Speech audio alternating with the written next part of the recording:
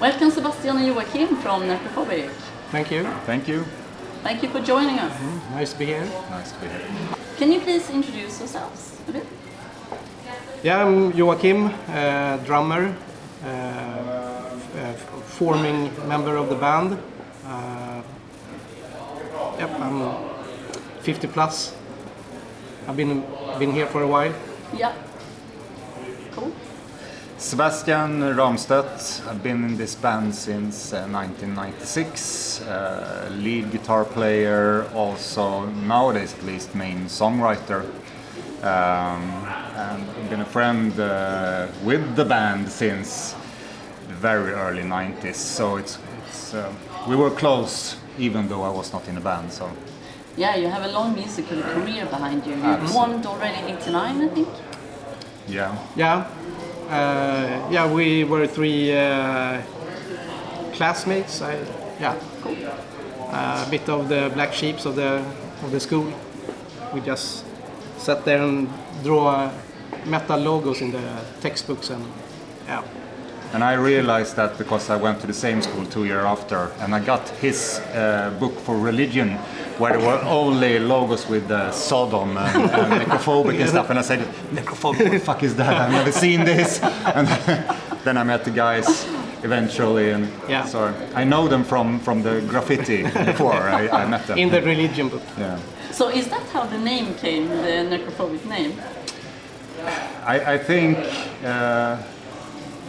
I think in the 80s I had different bands also. We looked for cool titles with other bands, and I mean, when you're 15, 14 years old, you take something that sounds cool, and I think the context of Necrophobic grew serious maybe into the 90s, because in the 80s it was not that serious with band name and stuff like that. So if you feel it's a kind of difficult name for a death metal band, you have to realize we stuck to something that we had from the beginning.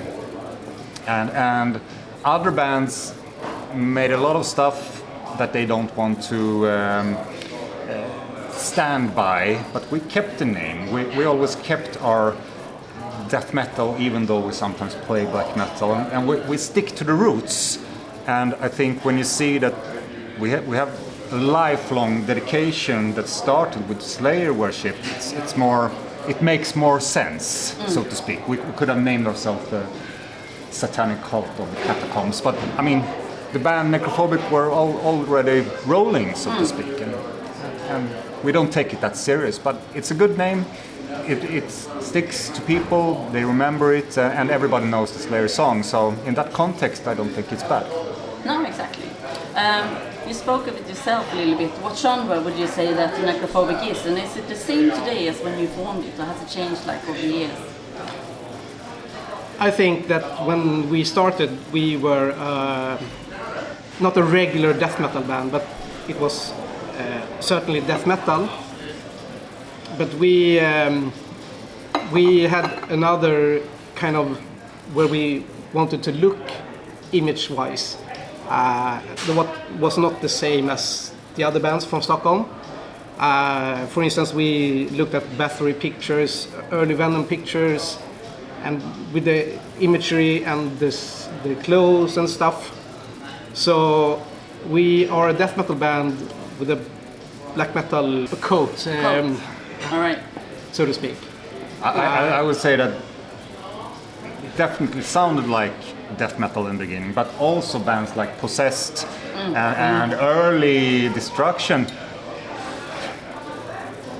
kind of, they are more black metal actually with the eyes of today, but death metal back then were both the satanic imagery and also these bands drifting into lyrics about the environment and stuff like that. But I think nowadays we play black metal music. I don't write death metal songs, I wouldn't say that. But to earn the genre of black metal, I'm still that old that I think the Norwegians and the 90s, where it was an ideology all over, we don't really have that, and we have stuck with all right to the death metal moniker, if you want. No, and we but have the freedom of doing what we want. Yeah. We have a thin line between sometimes an album can be more into the black metal genre, and sometimes it's more death metal, but it's always a combination. And that was pretty much from the early days. So we have never been Entombed, we have never been grindcore, like those kind of early Swedish bands. We were always on our own path. Exactly. You mentioned a little bit about Satanism and stuff. You have a lot of titles with Satanism, and is that are you Satanist, or how do you look upon Satanism, and what does it mean to you? I wouldn't say that. I have, and parts of the band have been very serious into the cult. We have been practicing a lot of dark magic and stuff like that.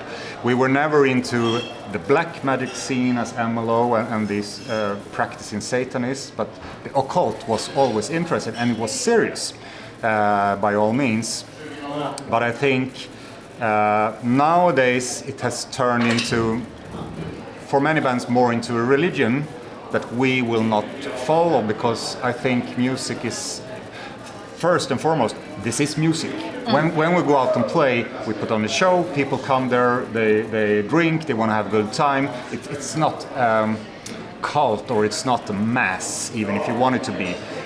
But I think the freedom of the music should allow us to go everywhere. So some of the lyrics are very serious and very things we have been through ourselves, but it's also nice to write lyrics like Venom did, or Slayer did, or Possessed did. That is more of a fuck off kind of crush religion, or against society, and we use those words, and you can see that in the lyric that some are more to mock the common society. But the two last albums are very much more serious. We have grown older, and it doesn't feel that great to just write music for the heavy metal music's sake. So it has to have something that comes from inside. A meaning. So what does the lyrics, can you tell a little bit what the lyrics are about now, later maybe? Later it has been more about actually going through life with everything that is, with depression, with all the phases you are. I have written a lot of lyrics about a long period of depression that I had, where I tried to kind of reinvent myself through practicing meditation, lucid dreaming and stuff like that, and trying to get out on the other side as a creative person, because I lost all creativity and everything, and I kind of found that back in the dark. When I need some kind of spiritual support, it will not be from the light side. It doesn't. I cannot identify with that. I need to find peace in the dark. So I would say, and it's dark poems. A lot of them are kind of expressing what you feel in dark, poetic way. Sounds good. So I know you've had a lot of drama for the years, haven't you, with the band? And how has that affected your music and your lyrics also? I mean, you're talking about it now, but you had quite a hard start in your band. Can you share that? What are you thinking about? I was thinking about your first singer, David. His name is Stefan. Oh, Stefan. The first singer is Stefan. He quit after the first demo. Right. Me and David continued the band until he dropped out in '96. Yeah, okay. Yeah, so more or less me and David from the beginning with session members and stuff. Right. All the way up to the first album. Then David, he formed Dog Funeral also. Yes. Which he also quit a couple of years later. Sebastian came in '96, and from there on it's, I wouldn't say stable, but I think there have been many troubled souls in this band. Me, myself, is one of them. And I think both for David, who was very brilliant and serious musician, but he was also a very troubled soul. Yes. Our singer Tobias, he was very, very serious about everything he did, but he was also kind of walking on the line to the depths and really indulged darkness. And when you have people that are so serious about this, then it's not the walk in the park when your mind starts to trouble, so to speak. So I think for everyone that stays in the dark for 30 years now, it's if you open the door to the netherworld, it's very easy to fall into it, actually. And sometimes we do for a while, and some members could not come back. Yeah. And I think that's very common for a lot of black metal musicians, that they have stepped over a side where there's no return, really. And the drama with David, did you mean he committed suicide? Yes. He was not in the band at that time. No. But sad anyway. So. Yeah. Yeah.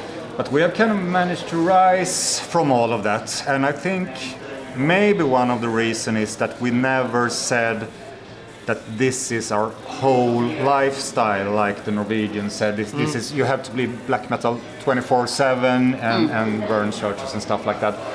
I think for us, the music has a much closer connection to Saxon, Iron Maiden, Judas Priest than it has to like Mayhem or those bands.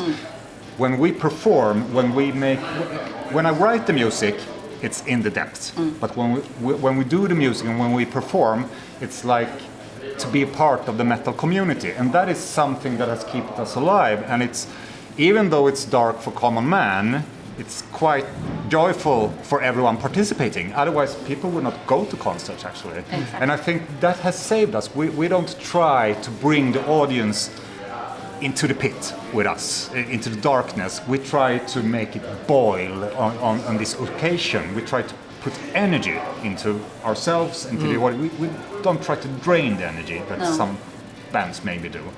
And I think that is kind of... it has made us survive, I think, through all the trends, because it's still exciting to see us. Yeah, I wanted to say also that we have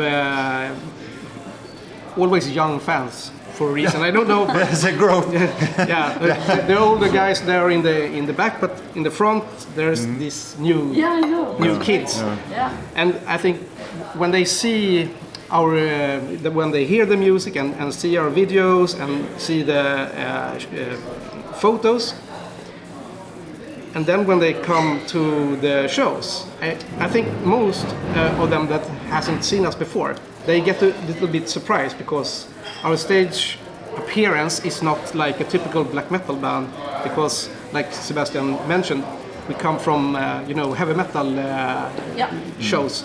So there's a lot of running around and posing. I don't know, but there's so much going on, energy and And you have quite an extreme but performance. the in the ground it's like seeing a Wasp show, Judas Priest show, stuff that we grew up watching. Actually, me and Tobias, our ex-singer, we went on tour with, I think it was My Dying Bride in 1996. I was a guitar technician for the band. He was playing Ethereum by the time.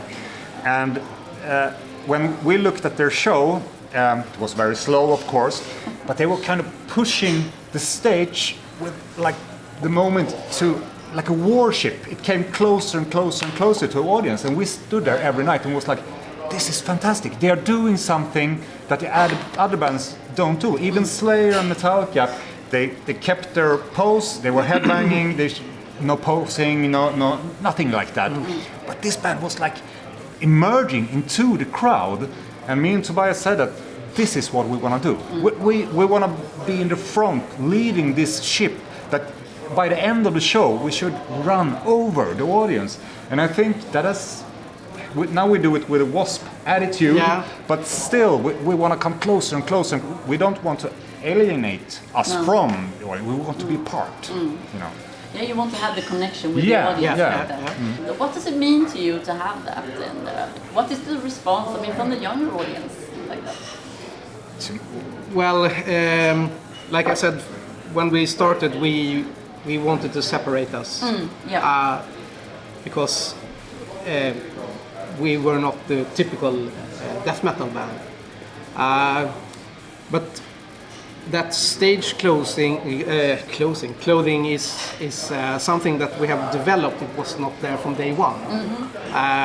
Sometimes it was. I was feeling like maybe we shouldn't go this way because it's so typical black metal to do it. But at the same time, it was really necessary to go that way also because we don't want to be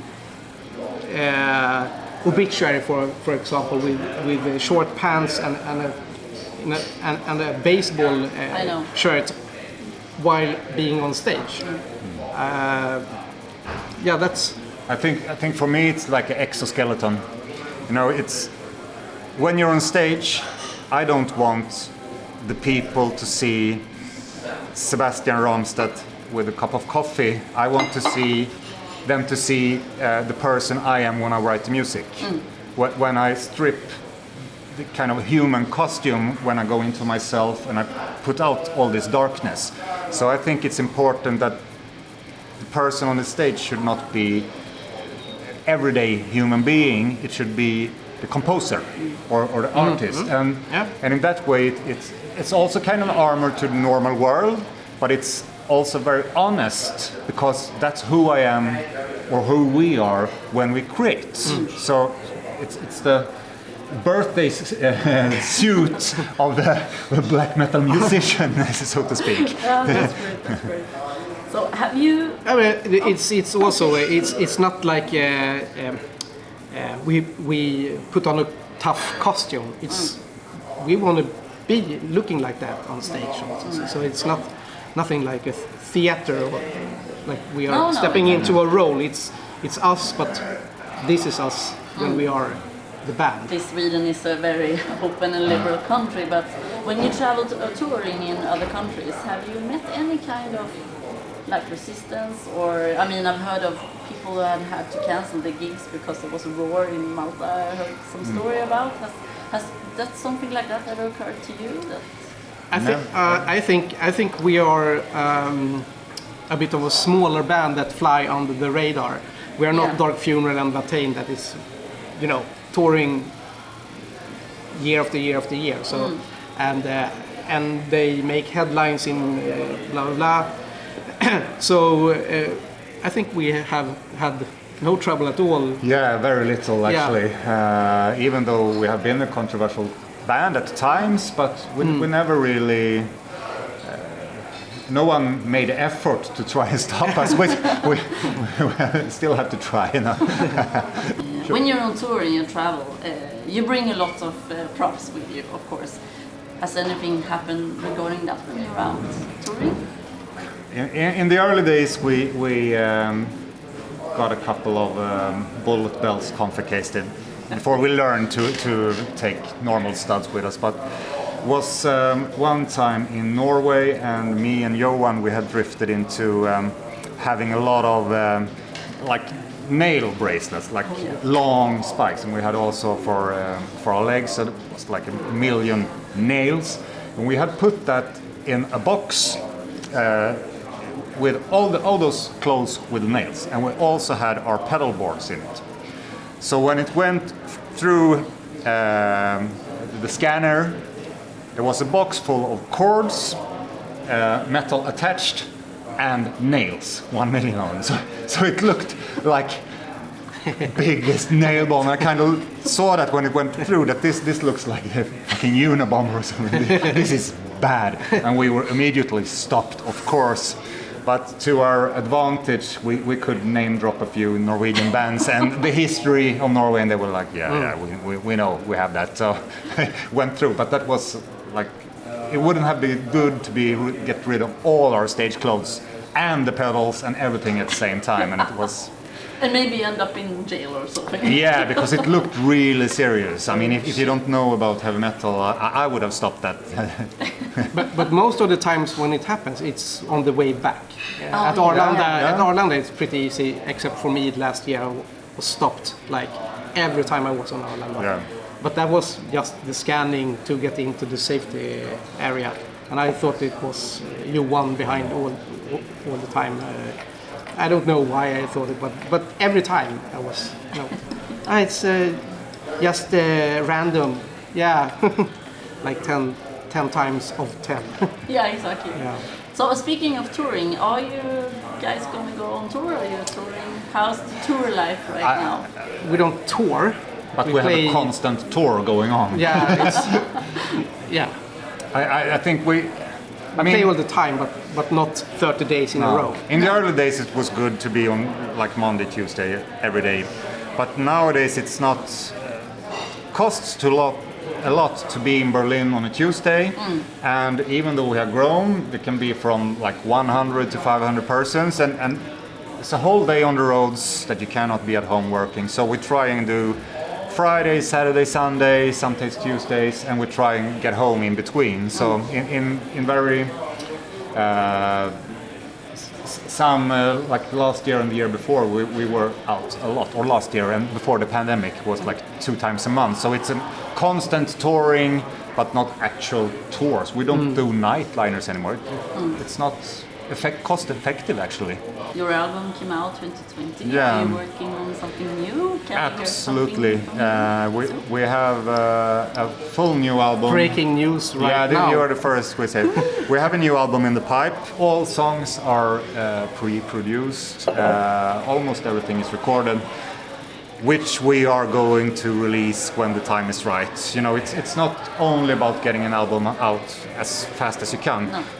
When the last album came out, it was kind of decision we had to make. Should we put out the album during the pandemic or not? And we decided to, because this was kind of early in the pandemic, that we should work as if there's no pandemic. That was how the labels worked, how the tour organizers worked, like do it. But I think had we been waiting 6 months more, they would say stop it, because that album, we could not tour it. We have tried now, but it's already old, and it's a newest album. It feels new because these years are like just gone, you know. Yeah, cool. Yeah. Because I guess when you release an album, you would also like to bring it out and to meet the of course. Yeah. So. But also we have our first album will turn 30 this year. Yeah. So it's great. We will live on forever, I guess. Yeah. Because now all the albums are, you know, what kind of anniversary albums. It's like, fuck, why did we make so many albums? So can we expect those lyrics that you were talking about before then? Those it's kind of... or has it changed somehow? Actually, this time I was very both impressed and inspired by Ronnie James Dio. That he's very, very good with the words. He was very good with the words.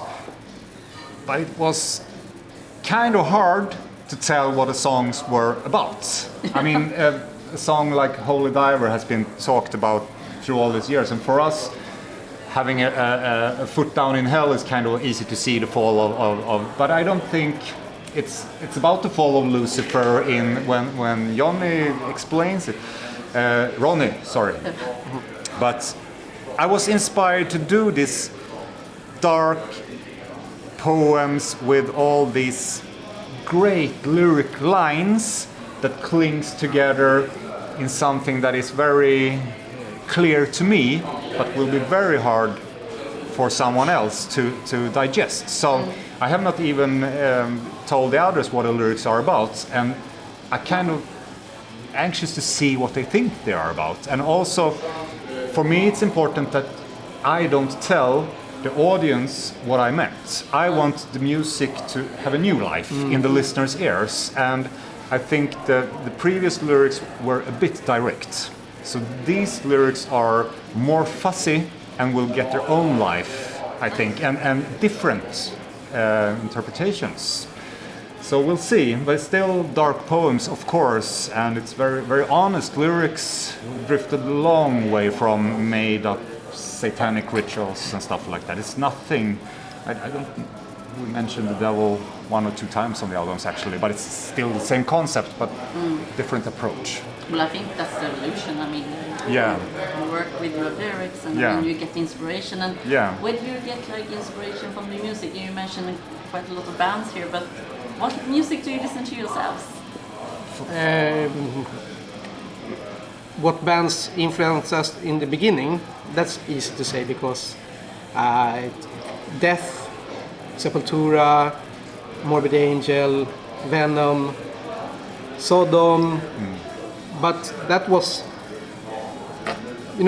this is the bands that we want to sound like or act like and stuff like that. But during when you have put out album after album, you also find not a recipe, but this is our style. So when you took over the songwriting, you tried to. I always try to keep the spirit of David with with Necrophobic's music. Yeah. If he was alive, I want he to feel honor over it. I want him to feel proud over the music. I know he did like my songwriting. He told me many times, and I try to take that heritage with me into the new Necrophobic. But for my inspiration for writing has been more in a lot of Def Leppard and actually Meatloaf. I'm not trying to do their songs, but the way they create hooks, melodies, choruses, bridges, how they put it together. It's when I say Meatloaf, it's more Steinberg, but it's so brilliant put together. If you take, if you listen to Dead Ringer for Love, with you can listen at any second on that song, and it will be the best second of that song. Wherever you put down the needle on that song, it's perfect. Even how the shape, the guitar sound to play, the riff, everything is perfect all the time. And I want our music to be like, I want to show you this part. No, it's great everywhere. So and Def Leppard, they have on the Pyromania album, they have like a song like Fooling. They have 3 different choruses, and every chorus is better than the last one. I don't want to do pop metal, but I want our more satanic death metal to have that effect that it escalates all the time. Shit, it cannot be better than this, and then comes the next part. So and also song structure is something that when in the beginning we had a song with maybe 17 riffs in it. That was always the song that when we tried a new guitar player, that was the song that we had for the audition, because it's it was hard to play, 17 riffs, not hard to play, but many riffs and different sides. Yeah, quite advanced. But we have also like he was saying, referring to pop. Yeah, but we have easier song structures, even though the music is very technical played. It's like easy to listen to. Yeah, for the we always do the parallel to accept. Yeah. Listen to the song Breaker, and then when you put that in parts, you see, we do the same. We put in our riffs in that kind of pattern because it really works. There's a reason it works. It builds up to the chorus, and when the chorus comes, it should be the right words. That is a thing with our music, like in Breaker, the icicle brains, bicycle chains. Doesn't mean much, but it's the right words. You can remember it. And David always said there should be the right words. There should be like heavy sounding words. Yeah, he was. And that is important. It is very. I mean, like Metallica and die, bye. It's the right words. It wouldn't work with something else. Think of your life. No, it doesn't work. It must be the right words. And we try to put the right words at the right place, still. And it's actually effective because when people stand in the crowd and see us for the first time, by the third chorus, they can sing it with us. Yeah. All right, so we're gonna round up.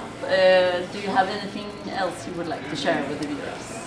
Well, as always, we hope that people will stay in this scene for a bit longer. Right now, it has been a boom after the pandemic, and I hope these people are in this for real, not just because something is happening. So I'm looking forward to many more years in this scene. Right now, it seems very possible that it will be a great years to come for this.